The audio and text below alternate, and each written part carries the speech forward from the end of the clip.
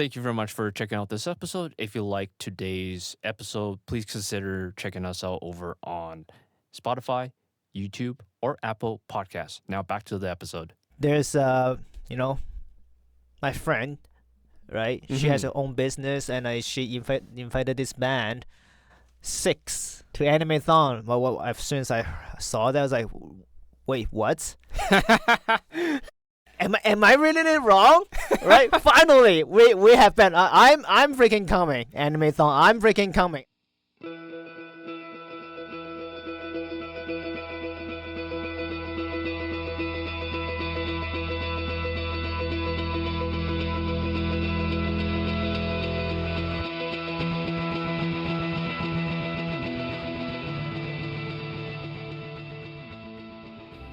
Welcome to Oshare ShoX podcast. Okay, so probably some of you are like, what is Oshare? It's a Japanese term, all right? Like, it resembles a term that's used in Japan that represents a style or fashion, right, Aaron?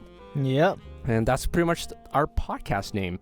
So, I'm going to start off with some basic introductions here. Right now, the one that's leading this conversation is yours truly. My name is Derek, and right across from me, I have my co-host, Aaron. Hi, Aaron. What's up, man? Well, doing great. Being excited for this. Excited, right? Yeah. Yeah, I mean, you were quite excited when you actually mentioned about, the big C word, huh? Yeah, like this back right on my birthday. Yeah. Right. I went to an Anime-thon. It's the anime convention in Edmonton. Wait, so you're telling me you went to an Anime-thon without me? Yes, I did. Yeah, because you weren't free, and I tried to call you, but you ignored my call. Sorry, man. Sucks to be you. Yeah, I mean, but then, hey, you know what? I did hear... you know what? I did hear something revolutionary that happened, right? Something that I was not expecting to hear. Honestly, like, usually I don't... well, gotta say, it's been up to 10 years since I last went to the Anime-thon in Edmonton. Oh, right? Is that why... So wait, let me get this straight. Is that why you were the big C word earlier? Yes, well, the big C, not. Well, I like anime. Yeah. But right, I'm not a cosplayer or anything. Yeah. But I go there for the band. Oh, for the Right. music, huh? Oh yeah, definitely. Okay. And well, they invited again up to 10 years around there. They finally invited a VK band from Japan. VK band, huh? Oh yeah. Oh yeah. As soon as I saw that on, I can't remember where I saw that, Facebook or Instagram. Yeah. I was like, wait, Edmonton. Am I reading it wrong? Edmonton. Yeah. I'm coming, man. I'm freaking coming. Bro, no way, man. that, you're really backed up, bro. Oh yeah. You've been holding it in. You're like, bro, where is my time to shine? Where's the time to perform? Yes, man. Like, honestly, like being so far away from Japan, right? Like, plus, flight ticket is not cheap. Oh yeah, right. It's considering how we came out of the big C word. I mean, a lot of people are dying to visit Japan, right? And it just doesn't help because the economy has suffered for the last few years. But yeah, going back to kind of like what you said about the VK band, right? Yeah. So what does VK actually mean? Yeah. What does that mean? I want to know, right? Because this is something like it's a good question for to a lot of people. Yeah. Like, I'm a VK fan. Yeah. Well, official K. Yeah. Right. Okay, visual K. Okay. But like, when people ask me what is that, I will ask myself, like, do we have a solid definition? Yeah, I mean, right? Yeah. When people ask me or ask other people about what visual K is, that they just blast out lots of bands. Yeah. Right? Like, they're just like, oh, it's this, that. Yeah. But you know what? Let's take a step back. I want you to try to picture this, all right? So I'll do my best to describe what visual K is. So I'm going to take it one step further. And so audience out there, try to close your eyes for a moment and kind of imagine what I'm trying to say, all right? Just think about, a great parallel to what Visual Kei means. It's definitely just a term to describe a music scene in Japan. I think that's the best, easiest way to describe what Visual Kei really is. I want you to think about, I know you're going to hate me for this, Aaron, but I'm going to only say it because this makes a little bit more sense if I had to give them kind of a visual idea. Right? So I know you're going to hate this. Please don't kill me. But think about emo music meets Taylor Swift. No, God! No, God, please, no! No! Oh my God. Honestly, I kind of hate people when saying that it's emo. Nothing like emo, bro. Okay, I'm so sorry. Okay. For those of you who don't know what I mean by that, is Visual Kei it's essentially a music scene that's found in Japan, but it's really a combination of dress style meets music fashion. Like, it's a little bit of both, really.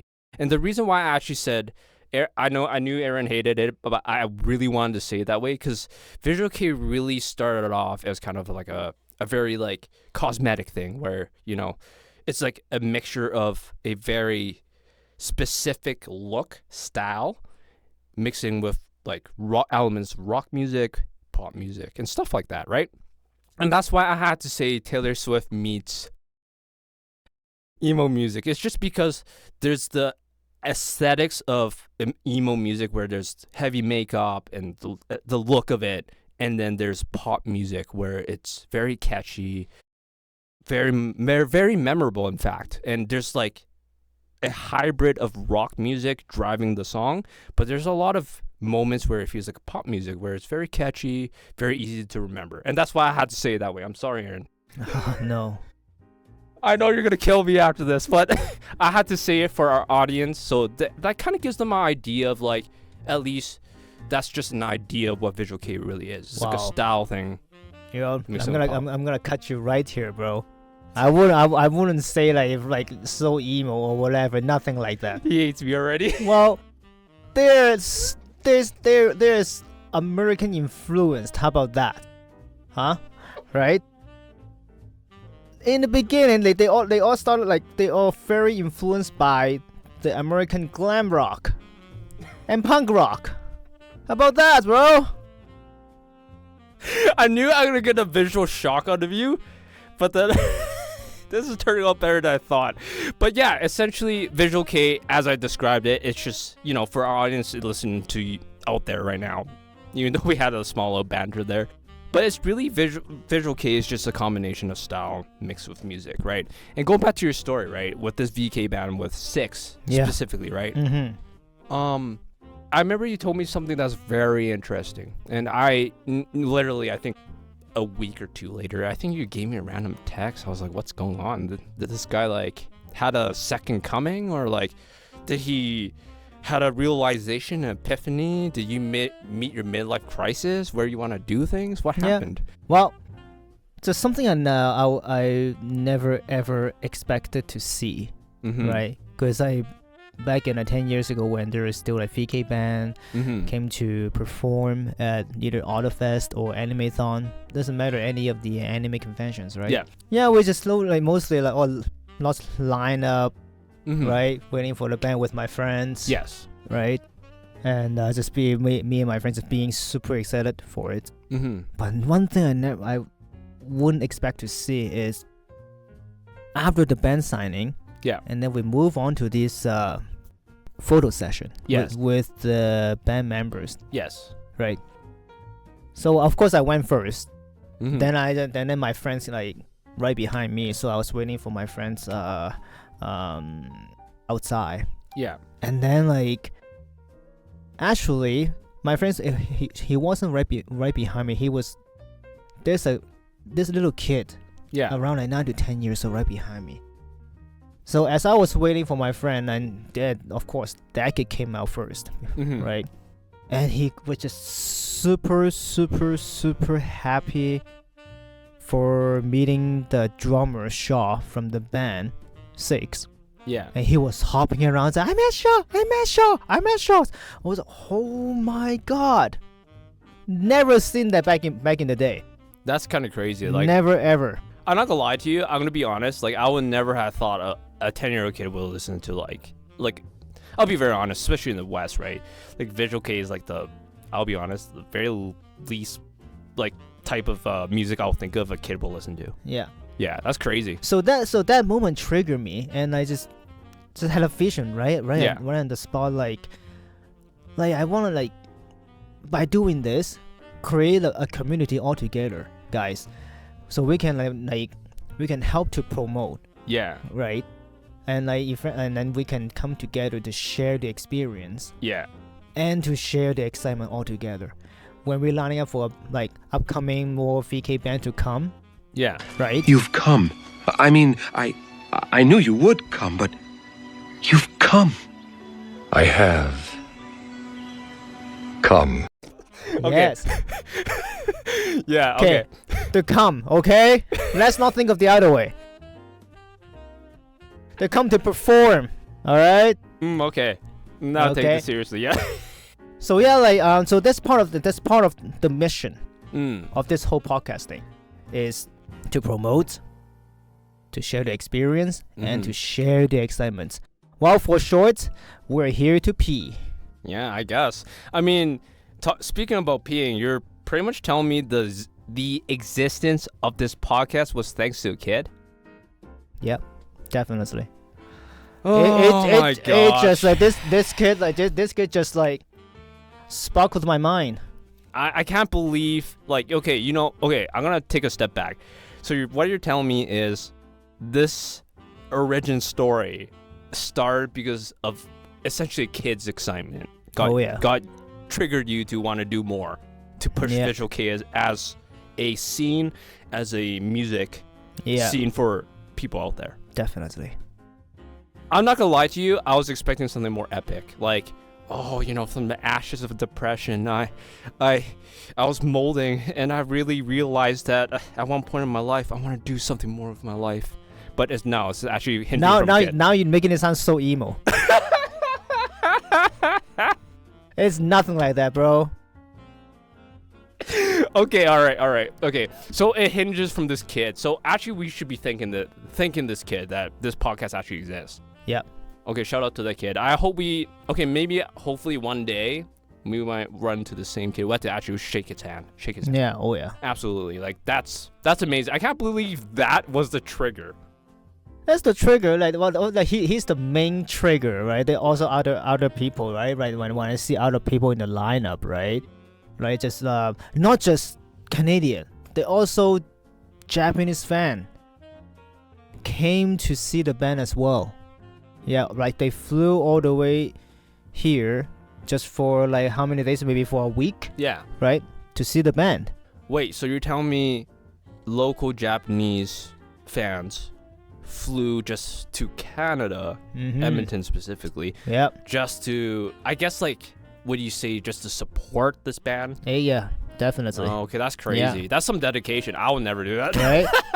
so it's like when I see the people in the lineup, not just for the signing or the even signing of photos, we can like all talk to each other when we share the excitement and experience together, right? Just be to create memories, right? Jokes aside about the kid that actually like really pushing you to do this, but I think the fact that you're not only just seeing the kid being excited for this band and just being a drum member, but just being able to observe the community around it, how people are willing to support the bands that they love, but it's more so of like you feel in your heart that it's very underappreciated. It's something that's too buried, right? Yeah. And I think that's really cool that you had that idea to really help foster your desire to make a podcast out of this. And this podcast essentially, its purpose is to pee, right? Yeah. For us to Definitely. promote, experience, and engage. And okay, you know what? Speaking of pee, I want to challenge you to one thing. What is one thing that you want to promote to our new audience that's listening to this? It's promoted this whole official case scene, right? It's not all about one or other. It's both things together combined. The very unique style of clothing, Yeah. right, and also their unique sound. Yeah. Right. Speaking of sound, like I used to listen to rap, metal. Yeah. To be to be honest, I still listen to metal, but like my preference always Japanese rock, Visual K, right? Because every single song, it sounds so different. Not just song and even the band. Yeah. This is one thing that not sure how like the way how they think. Yeah. Because I'm not Japanese. Yeah. Right. They're able to every single song. It's just very deep emotion. Yeah. Right. Super deep emotion. Like could be very very vulgar, very very violent, very very sad, very very happy, very very romantic. It's just wow. I think you're just emo, man. No, that's not emo. Okay, but no, anyways, I'm going to add a little bit more to what Aaron said. I think there's something to say about Visual K as a music scene. Like, I mean, like, of course, a lot of it has to do with the visual aspects, like style and how they present themselves on stage. It's like a persona. But it's just how they're able to bring that into their music. It makes it kind of like almost like a theatrical play. That's kind of how I see it, at least. There's some noticeable acts that kind of look a certain way, and then they play music in a certain way, like kind of more like fitting towards how they look and sound. And I think that's very cool. And going back to what Aaron said too, there's a lot of elements about Visual K or like that music scene that's able to encompass different music genres. I think that's one thing that the Western music is not able to do in a way where it hits emotionally. I think that's the better way to say it. It's more passive emotionally than more extroverted passion. And I think that's something that the West or the Western music side of things is not able to do exactly kind of what the Japanese are doing. And that's why Visual K is such a special spot, because it's able to mix in so many different types of music and make it hit you in a different way where you will never get the same experience listen to like a Western love song. And I think that's kind of what makes us so passionate about Visual K as a scene, as a music front, and also like if you're into the style, it does have some pretty cool stuff. I'll be very honest. Like, I'm personally not a stylistic person myself, but when I see someone in like, let's just say in the Visual K music scene, there'll be certain styles that I'm like, you know what, that kind of looks cool. I'll be honest. It's not really like, even though I don't need to dress that way, but when I see it, I'm like, oh yeah, that's kind of cool actually. You know, that's my thought. And I think that's kind of what Visual K is able to do as a scene for music and for fashion. And I'm pretty sure there's a lot of prolific bands or even artists that we're going to mention down the road that they have really helped pushed and evolved the Visual K side of things, meaning the fashion, meaning how things are presented in a certain way, how their music is kind of like not fabricated, but like has a certain identity. I think that's the biggest one. I feel like that kind of really shaped itself over time, and it's very fascinating to kind of deep dive into that later. But I just want to elaborate a little bit of what Aaron actually said right there, because I feel like Visual K definitely means a lot to us in terms of like as a person, whether it be the fashion or, you know, growing alongside with the music. I think it has done a lot of wonderful things. At least for myself, I do have to thank it for introducing a lot of aspects of me trying different things, me kind of expanding out into like, you know, maybe I'm not too comfortable with a certain style of music, but then over time, you know, thanks to Visual K, kind of introducing elements where I'm familiar with that I'm more comfortable with, like pop elements or maybe light rock, and combine that with metal, and now I can listen to metal a little bit more. You know, I think it's just a phenomenal, fantastic music scene that I hope that me and Aaron can share with you guys over time. Yeah. And also through all of us like being in this podcast together here, right, could help other people understand what Visual K is. Right. There's a reason. Another thing that triggered me, the kid's the main trigger, and the people in the lineup. Is recently Yeah. One of this iconic Visual Kei guy, Oh, yeah? Miyavi. Yeah. He couldn't even explain what Visual Kei is. Okay, for those of you out there, we're actually gonna have a clip for you. So I'm gonna say this right now.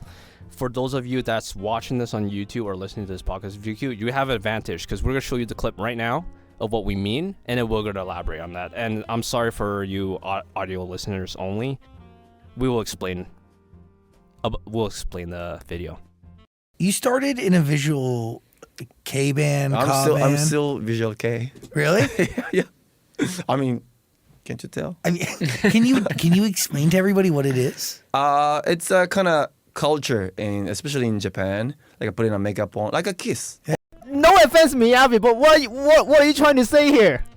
Okay, so here's the advantage that you YouTubers get. You get to see the scene that we just showed you. For audio podcasters, we're going to explain to you what that means. So Miyavi is, let's actually backtrack a little bit. So Miyavi is technically a more modern, successful act, like one of the more successful Visual Kei artists that continued his music career and still doing it. Because I know there's a lot of Visual Kei bands, artists that kind of faded out, just due to time and whatever.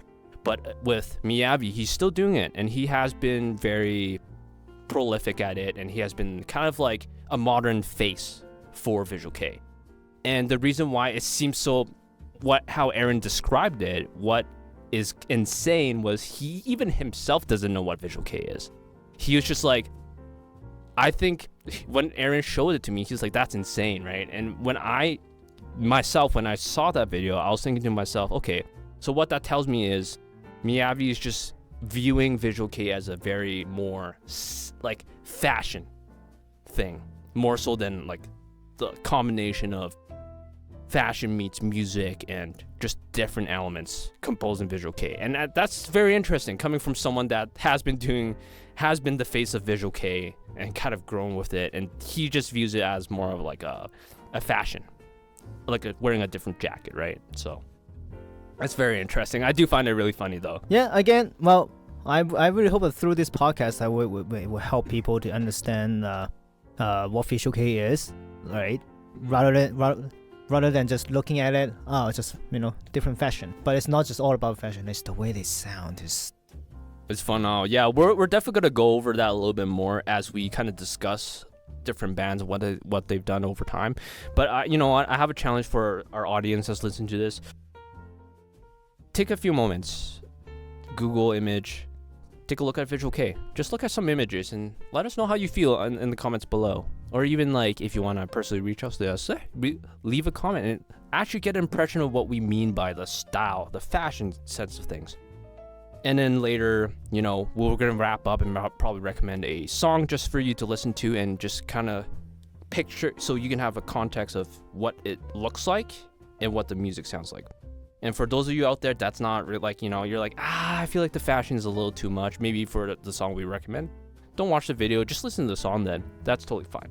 But anyways, going back to what we said about Miyavi and kind of Visual Kei as a whole, that's kind of our summary of Visual Kei. But I'm actually going to go a little bit further here and talk about how Visual Kei impacted us as a, personally, and as someone that's grown alongside Visual Kei. What does it actually mean to us? So actually, let's get Aaron. How about you share with us what Visual Kei means to you, like from the start to kind of like currently? What does this music scene mean to you? Of course, like when I first found out Visual Kei, it's not just the way they it's again also the way they sing, how the song flows, and it's just wow. Like I said, I used to be a metalhead. Yeah. Right. I love heavy music even still. Mm-hmm. Right. So like it is heavy, but like the way the song flows is very, very different. Mm-hmm. Right. Yeah. And also the fashion, yeah, very, very unique. I never imagined my whole life would thought like man could look so badass with makeup on. Yeah. Right? Mm-hmm. Yeah, no, I actually agree with that. A good example is like I actually think about Final Fantasy VII Cloud. It's like that, but Visual Kei. It's pretty cool. Let's be honest. Mm-hmm, mm-hmm. But yeah. So like that's how I like fell in love with Visual Kei. Just Mhm. like been listening to it since I was 17ish. I'll say 17. Yeah, that's long, man. Been at least 20 years of me listening to Visual Kei. I'm a few years younger than you, so I think I started actually roughly about the same time. I think I started listening to Visual Kei is about 17, 18 too. Mm-hmm. Yeah, so it's been quite a journey for myself too, and honestly, Mm-hmm. I think my approach to Visual Kei was a little different. I started off watching, I think I started watching anime first, and then it wasn't until like I was watching Death Note I was first introduced into the very first band I actually liked for Visual Kei, and that was actually Nightmare. So I had to thank anime for doing the huge lifting here to bring me to be more accepting towards Japanese music as a whole. I actually would have never thought myself would like Japanese music. I'll be very honest, because it is still very, at the end of the day, different language, and because how the West is very focused on lyrics, like it's a very different type of listening. So I do have to thank Nightmare a lot. I still thank you to them that it exposed me to different interests of checking out different music genres. We will discuss about those later, but I just want to share kind of how much it means to me as a music enjoyer and even as a music producer now, because thanks to listening to Visual Kei, I'm able to get exposed to different genres of music now, and I'm also even a music engineer myself, so it is thanks a lot to my exposure and listening to that style, that music scene. Sorry, not even style. My bad. So that's pretty much So that's pretty much our stories about Visual Kei, and I hope you guys were able to get a glimpse of what Visual Kei means to us, why we're even doing this in the first place. Yeah. But I do have to say this. Thank you very much, Child, for bringing us all together. Yeah, sparkled my mind. Thank you very much. We'll get the kid on it if we ever run to him down the path of life, as one will say. But thank you very much, guys, for checking out this episode. If you like what you listen to, please stay tuned for our next episode. We're gonna release it on your favorite platforms: YouTube, Spotify, you name it. On Apple Podcasts, we'll have it on there. We'll be there. We also have some stuff posted on our accounts. Feel free to check those out. Yeah, I think that wraps it up, Aaron. Right. So anything you want to, some parting words before episode, the next one? Well, I just look forward to see more of you guys to get up together. We can help to promote together, share the excitement, and share the experience together. You know what? Yeah, let's continue peeing together. I'm actually just gonna say that. Let's continue peeing together. Yeah, let's just pee all together, bro. All right, thank you very much, guys. Take care. See you in the next episode.